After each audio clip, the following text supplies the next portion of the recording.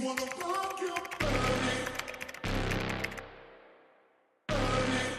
Jackie, can I try on your glasses?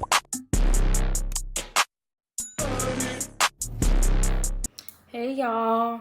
So, I don't talk about this a lot, but I wanted to share a little bit about my experience with autism.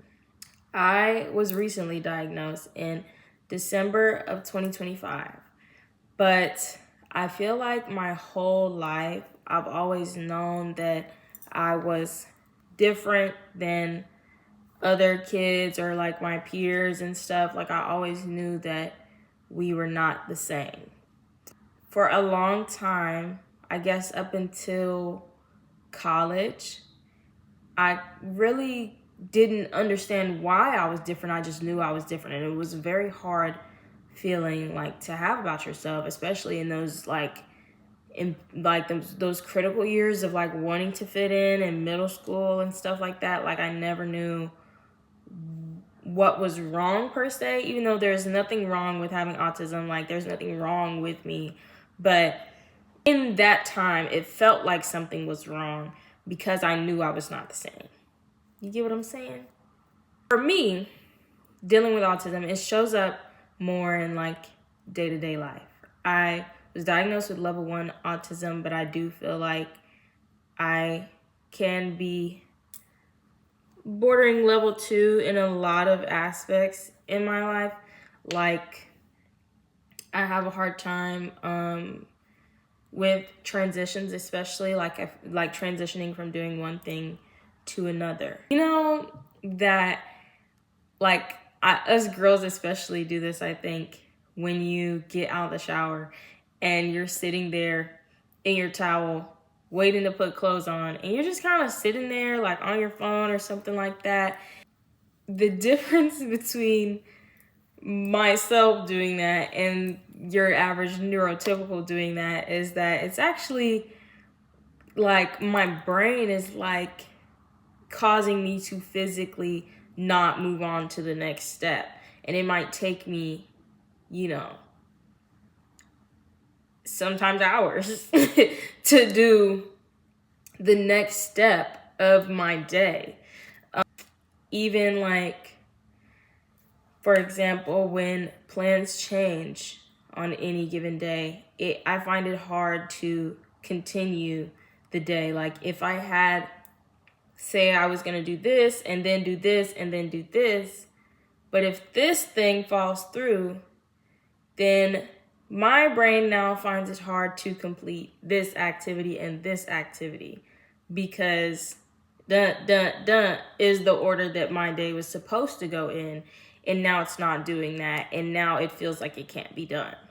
On top of that, like overstimulation and needing time to recharge from it, like loud noises, big lights, too much movement going around, or if I'm wearing the wrong fabric or wearing too many clothes, or start feeling my socks too much. Like it seems minuscule to a lot of people, but when certain sensory stimulus can be literally physically painful, if I feel like it's too much, it gets pretty hard to deal with. Certain environments can feel like a lot, like Sam's. I hate going into Sam's. Like it's too bright, it's too industrial for me. A lot of people, a lot of moving parts. I normally wear my noise canceling headphones in there just to kind of like, if I don't have to hear, then maybe I can deal with the lights better, basically. And then when it comes to like meltdowns and stuff like that, like I've tried my best to work on them, work on, especially meltdowns in public.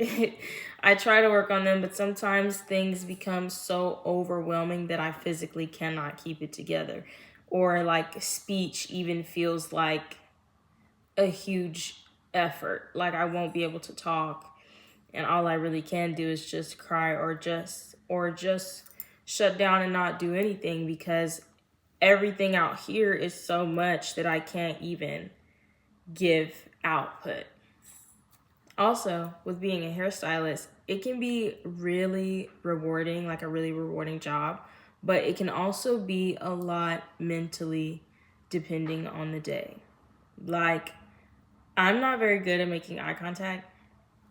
And so the clients who love to look in the mirror and look at me while I'm doing their hair, I've trained myself to make eye contact when speaking to people for the most part, but I'm still not very good at it and it's not very comfortable. I actually have to like actively think about it while doing it. So normally if I'm looking at you while speaking to you, while we're having a conversation, I'm probably not listening as well as I can be because I'm thinking about making eye contact with you.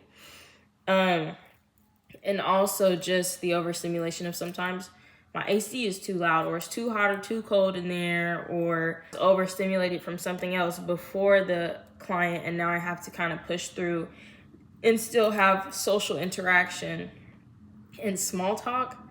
I am so not good at that. That is probably one of the worst things. Like, for example, small talk, like, what is your name? Like, how are you? You know, I'm not good at those because I will just answer the question because that's just how my brain thinks to respond. So if you say, hey, I'm such and such, I'll just be like, okay. Because you didn't ask me for my name. So I don't feel the need to indulge that because you didn't ask. Or like, how are you? And I say, I'm good.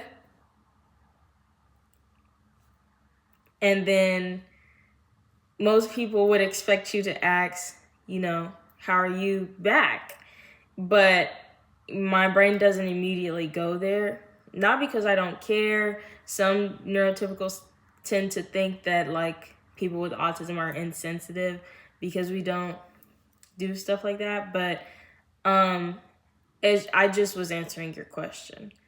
And I didn't understand the social expectation of asking you back. And even with doing hair and not understanding facial expressions, that's one of the hardest parts of my job, is not knowing whether people like their hair or not if they don't actually verbally tell me. Because sometimes, like, I know sometimes neurotypicals will like smile and nod at you even though they don't mean it. And if they don't mean it, then I don't know what they actually mean.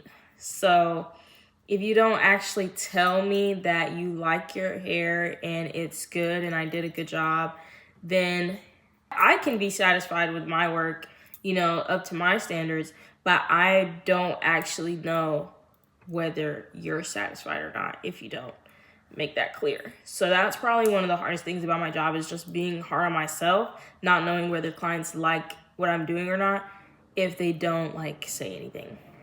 So I try to make that clear during some appointments, like, hey, like, you know, do you like it? You know, and asking those kind of questions because I really can't tell, unfortunately. Also, socializing, which is crazy because people tend to love me.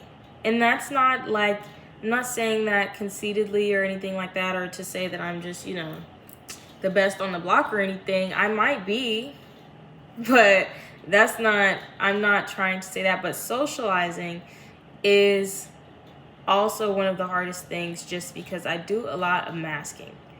So I do a lot of pretending to be neurotypical, like interacting with people how I think they would expect me to interact with them. Most of the time, the way that I talk to people, even my accent is different when I talk to certain people because I am pretending. And it's not a conscious thought anymore. It used to be. I used to like have to actively think about, you know, how I'm going about certain conversations while the conversation is happening. But now it's kind of like something that I just tap into immediately with people that are not like my immediate close family members, like my fiance and my mom or something like that, because I want to be socially accepted. I want to be someone that people want to be around. I don't want to make people uncomfortable. And sometimes my autistic behaviors make other people uncomfortable. And when other people are uncomfortable, it makes me even more uncomfortable because I'm already uncomfortable in social settings. But then when I can feel the tension that's going on, then it's like overly, heavy on my chest. I feel like people have a certain idea of what autism looks like. Being nonverbal or limited in your communication, or constant meltdowns, or needing assistance in everything you do, or having a guardian or something like that. But it's not always that obvious. I was not diagnosed until 20 years old, and I'm 21 now. And that was because I sought out diagnosis for myself. Nobody told me to go take the test. So people should know that autism is a spectrum. It does not look the same across the board. And also, my autism, me personally, doesn't look the same every day. Like I said in the beginning, sometimes I'm level 1, sometimes I'm level 2. Sometimes I can talk to you how I'm talking to you right now, and then other times I'm very limited on my speech, especially if I'm overstimulated or upset or feeling emotions that I can't really identify in that moment. It's not the same on a day-to-day basis, nor is it the same person to person. People should be mindful of that. Like, even some stimming, like, not everybody's stems are obvious. I do a whole lot of rocking, like back and forth or side to side. I do hand flap sometimes when I drive. Do a lot of vocal stimming. That's where I get my live live, breathe air. That's where I get that from. I do a lot of stimming in general, but that's mainly around people that I'm closest with. And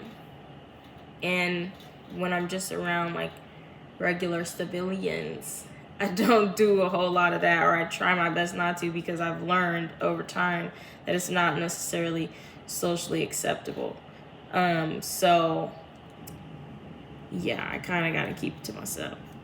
How I navigate all of the things, there's a lot of taking breaks involved. Like if I do an assignment for school, it could be one assignment, it could be a 10-question quiz, and right after I'm gonna say I need a brain break. I think I finished my first assignment.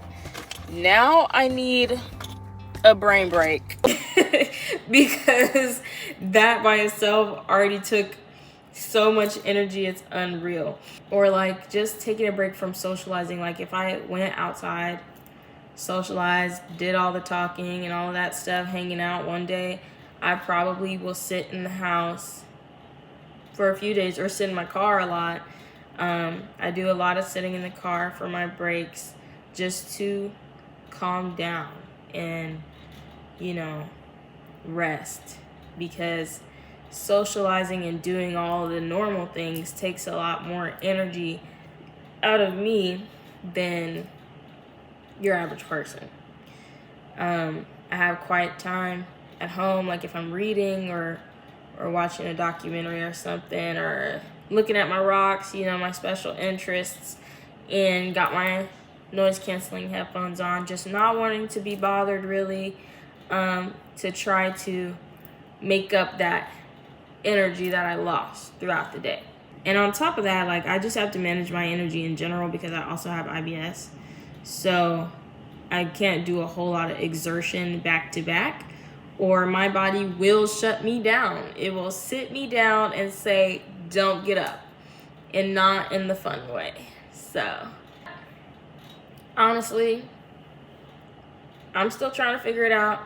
Been autistic my whole life, but I just found out. So now I'm really trying to actually navigate it. trying to be less hard on myself about being different and about, you know, the things that I do that are not things that other people do, and the things that I don't do or can't do that other people can or do. So I just wanted to share my experience a little bit more. And if you have any questions, feel free to ask. Maybe I'll do a Q&A on my Instagram or something, so that y'all can ask anything that y'all want to know. Until my next video, live life, breathe air. Love you, bye. I'm out of control when I'm crushing on you. She don't tell me no when I'm touching on her. H-Town nigga love a with her.